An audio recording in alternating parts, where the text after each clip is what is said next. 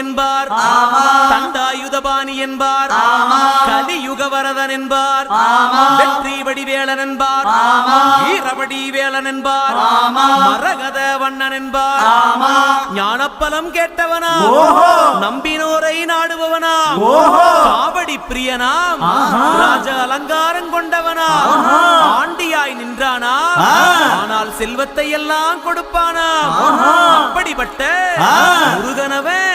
ரொம்ப ரொம்ப சின்னவனா சுவாமி. சின்ன சின்ன முருகைய